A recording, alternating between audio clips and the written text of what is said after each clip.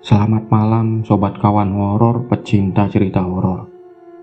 Malam ini Maman akan menceritakan sebuah kisah dari akun Twitter @bristory yang berjudul Rumah Sakit Bandung. Dinding rumah sakit terkadang dingin dan kosong, seperti tersentuh beda dimensi. Individu di dalamnya sebagian besar sudah mengerti. Salah satu teman akan berbagi kisah yang dialaminya ketika bertugas di satu rumah sakit di Bandung. Langsung saja kita masuk ke ceritanya. Dan jangan pernah dengerin cerita ini sendirian, karena terkadang mereka tidak hanya hadir di dalam cerita.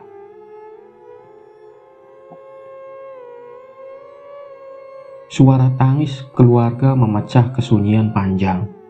Sunyi yang sebelumnya terjadi ketika semua khusus mengantar dengan doa dalam diam, menyaksikan yang tercinta menghembus nafas terakhir menuju pangkuannya. Innalillahi wa inna ilaihi roji'un. Ibu Ratna, 62 tahun, meninggal dunia beberapa jam setelah alat penunjang hidup dilepas dari tubuhnya. Keluarga sudah ikhlas, merelakan almarhumah lepas dari sakit berkepanjangan. Hujan deras mengiringi derai kesedihan yang memenuhi ruangan. Aku cukup lama berdiri merapat di dinding sebelah kanan, agak menjauh dari tempat tidur. Sengaja seperti itu, memberi ruang kepada keluarga agar bisa berpamitan. Sampai ketika di mana suasana kembali hening, hanya tangis sepi terdengar sesekali. Salah satu anak dari Ibu Ratna menarik selimut di tubuh ibunya hingga menutup sampai kepala. Saat itulah aku kembali mendekat ke tempat tidur. "Biar saya saja, Pak," ucapku pelan. Perlahan aku merapikan jenazah Bu Ratna, menutupnya dengan selimut. Itu merupakan satu dari beberapa bagian pekerjaan yang membuatku harus berjuang menahan tangis, berusaha keras agar air mata tidak tumpah. Aku Dianti, bekerja sebagai perawat di salah satu rumah sakit besar di kota Bandung. Sejak tahun 2012, aku sudah mengabdi, menjalankan tugas dan kewajiban yang sudah seharusnya diemban oleh perawat. Masih tergolong baru, aku dan beberapa rekan bisa dikatakan masih junior, karena masih banyak rekan lainnya yang sudah bekerja belasan tahun, malah puluhan tahun. Jadi perawat memang sudah jadi cita-cita sejak sekolah. Aku yang terlahir sebagai mojang priangan sudah merencanakan untuk bersekolah keperawatan dan nanti kedepannya akan bekerja di salah satu rumah sakit di Bandung, tidak mau di kota lain. Kemudian garis nasib berjalan sesuai keinginan. Alhamdulillah, pada akhirnya aku diterima bekerja di satu rumah sakit besar dan cukup terkenal. Rumah sakit yang sudah berdiri sejak zaman Belanda dulu. Rumah sakit yang sudah sangat tua umurnya. Walaupun pada banyak bagiannya masih terus mempertahankan bangunan awal, tapi sejak aku mulai bekerja di sini, renovasi sudah dilakukan di banyak bagian. Di banyak sudut sudah menggambarkan struktur bangunan modern kekinian. Tapi tetap saja sih, unsur keseramannya masih terasa, masih tinggi. Keseramannya, iya, tidak bisa dibantah. Banyak cerita yang beredar kalau rumah sakit ini sangat angker, seram, atau apalah sebutannya. Begitukah? Aku sebagai salah seorang yang sudah agak lama bekerja, sangat berat untuk menyangkalnya. Sebelum aku bekerja di sini pun sudah banyak mendengar cerita seram tentang rumah sakit ini. Dulu, aku berpikir mungkin karena bangunannya yang sudah tua, atau mungkin banyak penyebab lain. Sampai akhirnya garis hidup menuntunku ke sini, ke rumah sakit ini, di mana akhirnya pula aku bisa merasakan suasananya. Merasakan sendiri banyak kejanggalan dan peristiwa seram. Awalnya aku hanya banyak mendengar cerita dari para senior tentang cerita dan pengalaman seram yang pernah terjadi dan yang mereka alami sendiri. Aku masih sebagai pendengar yang baik. Kejadiannya macam-macam. Ada yang katanya melihat pasien berjalan warawiri padahal dia sudah meninggal. Ada beberapa perawat yang mengaku pernah merasakan kejadian seperti itu. Ada yang katanya pernah melihat tempat tidur beroda berjalan sendiri melintasi lorong gelap. Ada yang menuju ruang rawat inap, ada juga yang menuju ke kamar mayat. Dan masih banyak lagi kejadian seram berbagai macam versi yang aku dengar. Semuanya masih sebatas aku dengar ceritanya, belum sampai mengalami langsung. Tapi seiring berjalannya waktu, perlahan aku mengalaminya sendiri semuanya. Pasti sudah banyak yang tahu kalau perawat bekerja secara shift. Jadwal diatur per bagian hari, siang dan malam. Nah, pada awal-awal bekerja dulu aku lebih sering bertugas di shift malam. Mungkin karena masih baru. Ada beberapa peristiwa janggal dan seram yang aku alami ketika shift malam. Beberapa di antaranya akan aku ceritakan kali ini. Peristiwa pertama terjadi ketika kira-kira aku baru 4 bulan bekerja. Kebetulan waktu itu aku terlambat datang karena ada keperluan mendadak yang tidak bisa ditinggalkan. Sekitar jam 10 malam baru tiba di rumah sakit. Aku langsung menuju ruang salah satu lantai rawat inap tempatku bertugas. Setelah selesai bersiap di ruang perawat, waktu itu aku bertugas di lantai 3 salah satu gedung. Lantai ini terdiri dari banyak ruang rawat inap. Letaknya berjejer memanjang. Di tengah-tengah ada lorong panjang, layaknya bentuk bangunan rumah sakit pada umumnya. Sesampainya di ruangan, aku melihat ada Rida dan Afni di dalam. Rida sedang duduk di meja dekat pintu, sedangkan Afni berdiri menghadap lemari seperti sedang memperhatikan sesuatu. Alhamdulillah, akhirnya kamu datang juga, Dian. Aku mau ke bawah sebentar ya, ada dokumen ketinggalan. Rida bilang begitu dengan wajah sumringah. Iya sok, jawabku pendek. Kemudian tanpa basa-basi, Rida langsung berdiri dari duduknya, lalu pergi keluar ruangan, meninggalkan aku dan Afni. Nyari apa kamu teh, Afni? Serius banget? Sambil membereskan perlengkapan, aku bertanya setelah sekilas memperhatikan Afni yang terus berdiri menghadap lemari, membelakangiku.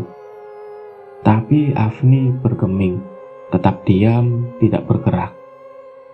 Ya sudah, aku memilih untuk langsung bekerja, memperhatikan daftar pasien yang ada, yang jadi tanggung jawab kami malam itu. Beberapa saat lamanya aku tenggelam dalam kesibukan, hingga tidak lagi memperhatikan sekitar. Sampai ketika telepon di atas meja berbunyi, lalu aku mengangkatnya. Halo Dianti, ucapku. Dian, aku makan dulu sebentar di bawah ya. Dari tadi malam aku belum makan. Ternyata Rida yang berbicara di ujung telepon, menginfokan kalau dia tidak bisa langsung lagi ke atas. Ya sudah, nggak apa-apa. Aku kan berdua sama Afni di sini, jawabku. Afni? Emang Afni udah datang? Loh, kan waktu aku datang tadi sudah ada kamu berdua sama Afni di ruangan ini. Gimana sih? Dian, Afni itu hari ini nggak masuk.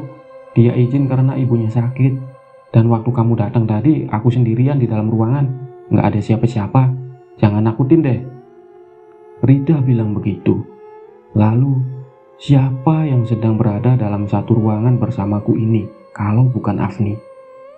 Mendengar omongan Rida, perlahan aku menoleh ke belakang, ke tempat di mana Afni tadi sedang berdiri. Aku melihatnya. Perempuan ini berseragam perawat, sama seperti aku. Rambut panjangnya terikat rapih ke belakang. Aku terus memperhatikannya dari ujung kaki sampai kepala. Tentu saja dalam keadaan kebingungan.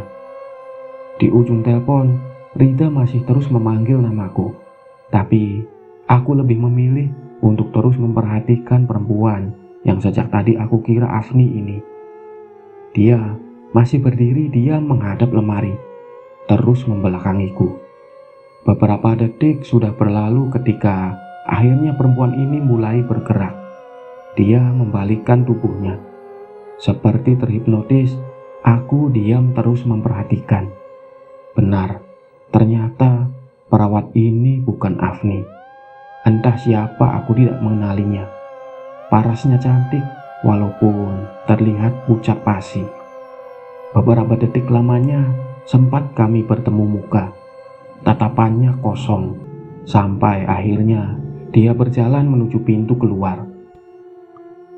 Aku terus memperhatikan ketika dia lanjut berjalan menyusuri lorong ruang rawat. Lalu masuk ke salah satu ruangan yang paling ujung.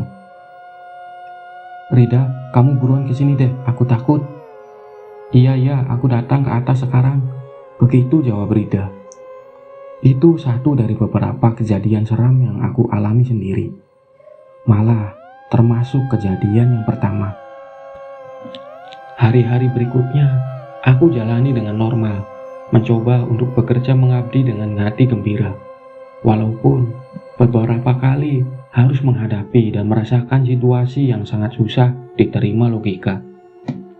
Lalu, ada juga peristiwa yang kejadiannya sangat singkat, namun sungguh mengerikan. Jadi, pada suatu malam, aku harus mengambil berkas ke gedung utama yang letaknya berada di paling depan. Untuk menuju ke sana, aku harus berjalan menyusuri selasar panjang yang menghubungkan gedung utama dengan gedung rawat inap di belakang. Entah penyebabnya apa, tetapi memang waktu itu rumah sakit sedang sepi. Jumlah pasiennya termasuk dalam siklus rendah. Seperti biasanya juga, aku kebagian shift malam, bertugas untuk piket di salah satu lantai di gedung rawat inap. Saat itu sekitar jam 1 lewat tengah malam. Selasar utama yang cukup panjang ini berada di ruang terbuka. Bentuknya hanya jalur yang atasnya beratap, ditunjang oleh tiang kayu. Lampu-lampu kecil di atas atap kayu berbaris menjadi sumber penerangan. Tidak terlalu terang tapi cukup membantu penglihatan. Dengan begini, udara dingin Bandung jadi menyergap tubuh secara langsung. Perlahan membelai kulit dengan lembut. Aku yang tidak mengenakan jaket merasakan hawa seperti ini sepanjang kaki melangkah. Di sebelah kanan dan kiri ada beberapa bangunan dengan berbagai fungsinya masing-masing. Aku melewatinya satu persatu. Hanya beberapa menit, akhirnya sampai juga di gedung utama. Tidak berlama-lama, aku langsung mencari dan mengambil berkas yang diperlukan. Setelah selesai, bergegas pergi melangkah lagi, kembali ke ruang rawat inap tempatku bertugas malam itu. Di gedung utama tadi, hanya beberapa orang saja yang terlihat. Ya, mungkin karena memang sudah tengah malam. Dalam perjalanan kembali ini, suasananya semakin sepi. Berbeda ketika berangkat sebelumnya tadi. Aku masih melihat 1-2 orang melintas. Kali ini sangat berbeda. Tidak ada orang sama sekali, sepi. Langkah kaki berderap semakin cepat. Aku sengaja seperti itu, karena sepinya tidak biasa, kosong dan waktu semakin terasa. Hembusan angin tipis menerpa wajah, membuat nyali mulai goyah. Ada apa ini? Ada yang tidak beres. Perasaanku mengatakan demikian. Ternyata benar. Beberapa detik kemudian, ada yang mulai terjadi. Aku mendengar sesuatu ketika sudah setengah jalan aku lalui.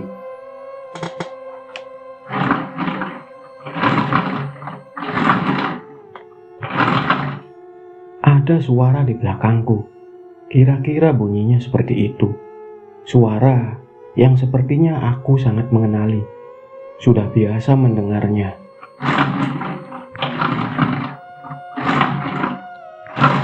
Terdengar lagi dan lagi.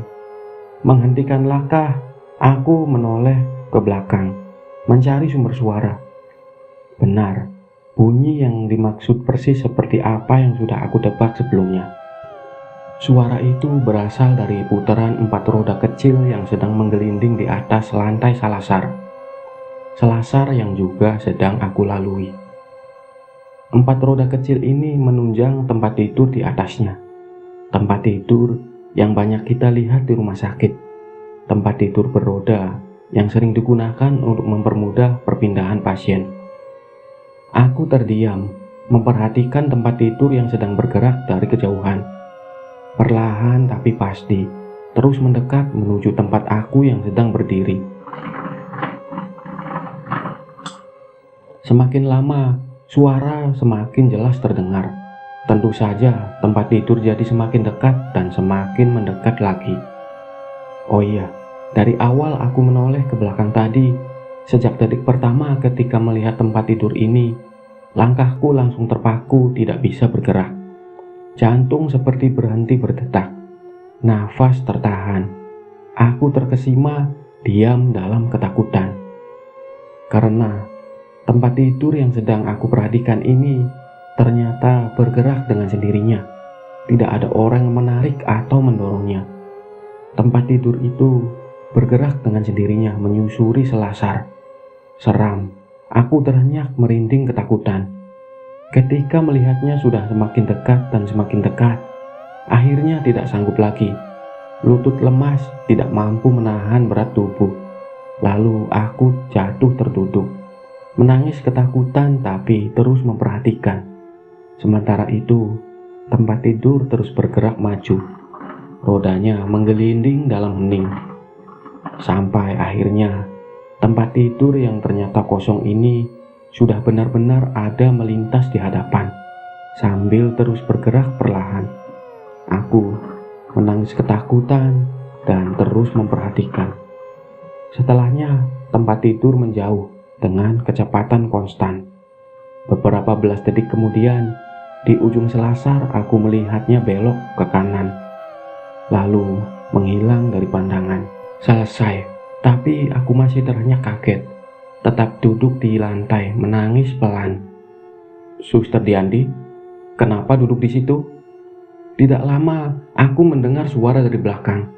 Ternyata salah satu security rumah sakit yang sedang berpatroli. Kemudian dia mengantarkan aku menuju ruang rawat tempatku bertugas. Di awal tadi, sekilas aku sudah menceritakan peristiwa meninggalnya salah satu pasien, yaitu Bu Ratna. Almarhumah Bu Ratna merupakan salah satu pasien yang paling aku ingat sampai sekarang. Salah satu alasannya, karena sebelum meninggal, beliau sudah dirawat di rumah sakit ini cukup lama, nyaris 2 bulan. Dengan berbagai alasan medis dan non-medis tentunya. Selama waktu 2 bulan itulah terbentuk kedekatan kami sebagai perawat dan Bu Ratna sebagai pasien. Almarhumah semasa hidupnya, sepanjang kami mengenalnya, memang seorang yang sangat baik hatinya, penuh perhatian layaknya orang tua kepada anaknya. Pada intinya, kami semua menjadi dekat dengan Bu Ratna secara pribadi. Kebaikan yang beliau sebarkan menancap dalam hati kami semua.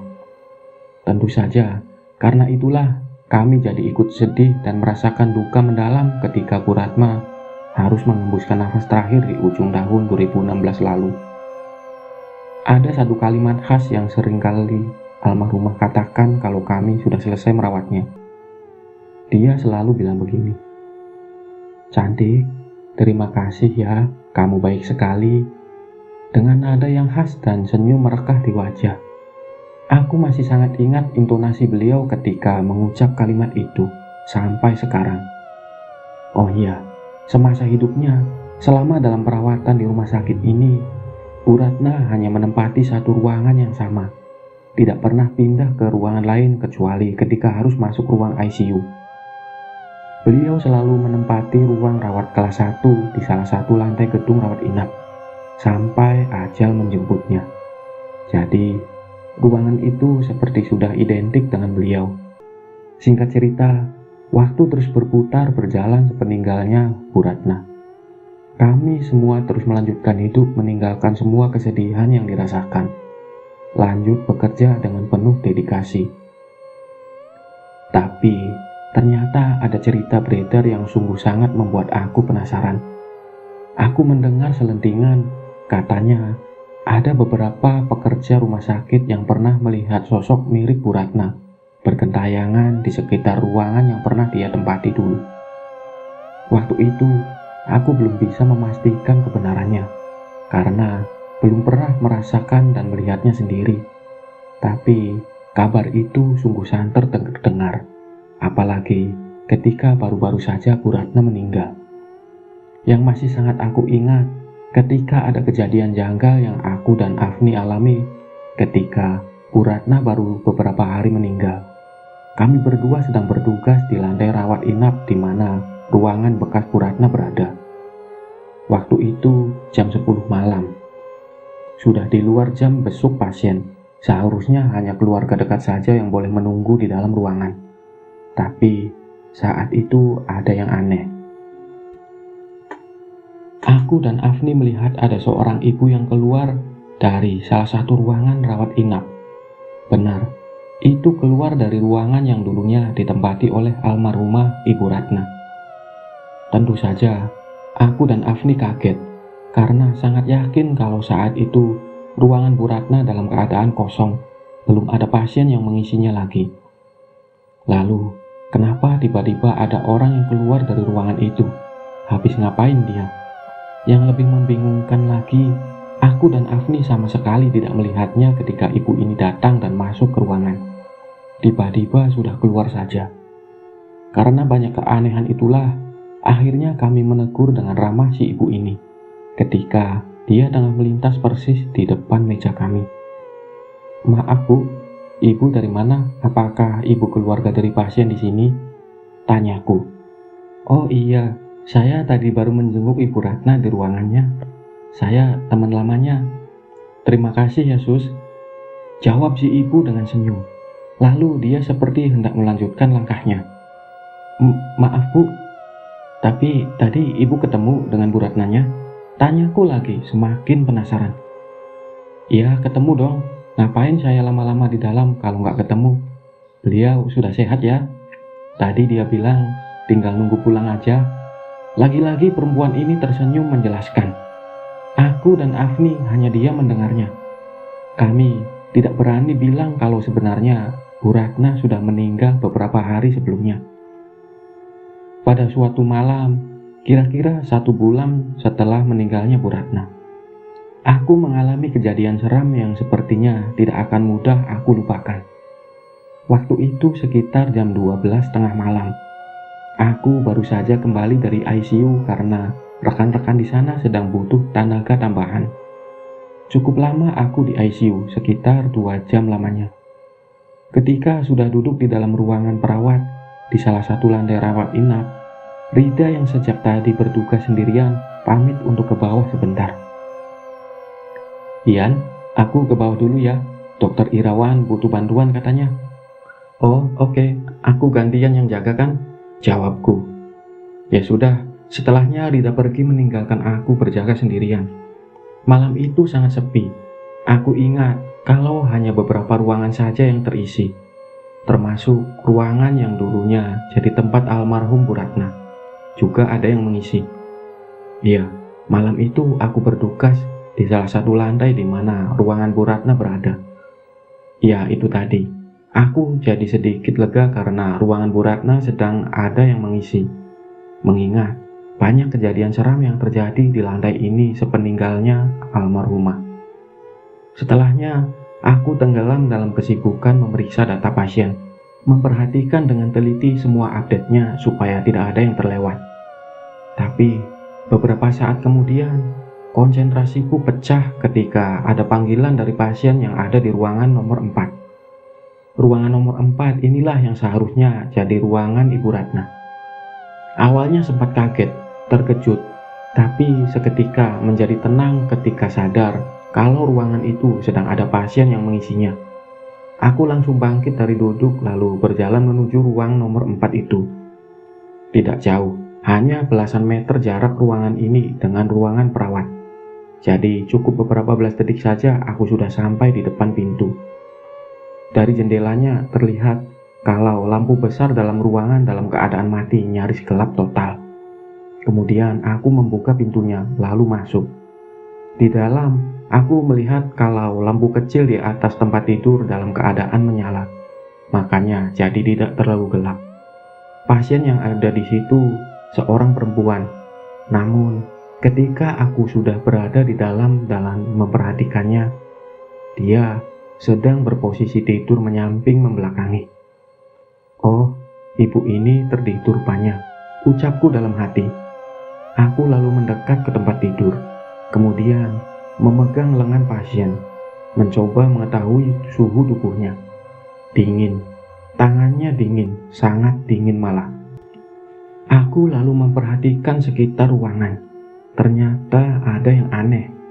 Aku baru sadar kalau ternyata ruangan ini sangat rapih dan bersih. Seperti baru saja dibersihkan, tidak seperti ruang rawat inap yang sedang berpenghuni. Aneh. Namun, ketika masih bertanya-tanya kebingungan, pasien yang tengah terbaring ini, yang lengannya sedang aku pegang, tiba-tiba mulai bergerak. Yang tadinya menyamping, perlahan dia mulai memperhatikan bagian depan tubuhnya, termasuk wajahnya. Aku terhenyak, diam tak bersuara, membisu menahan ketakutan yang tiba-tiba membuncah memenuhi ruang batin. Ternyata yang tengah terbaring ini adalah sosok almarhumah Ibu Ratna. Wajah pucatnya tersenyum ramah, sorot mata tak percaya, rambut panjangnya tergerai ke belakang. Terbata-bata, bibirnya bergerak pelan. Lalu dia bilang, "Cantik, terima kasih ya, kamu baik sekali." Nyaris menangis, aku melangkah mundur, mencoba menjauh dari tempat tidur. Bergerak mendekat ke pintu keluar. Dalam prosesnya, kami terus berpandangan. Senyum datar tanpa ekspresi tetap terlihat dari wajah pucat Bu Ratna. Perlahan aku membuka pintu, lalu lari keluar, pergi meninggalkan ruangan nomor 4. Sesampainya di ruang perawat, ternyata sudah ada Rida. Dia baru saja datang, lalu aku ceritakan semuanya. Saat itulah Rida bilang, kalau ketika aku sedang berada di ICU tadi, pasien yang seharusnya ada di ruangan nomor 4 secara darurat harus dipindahkan ke ruang isolasi.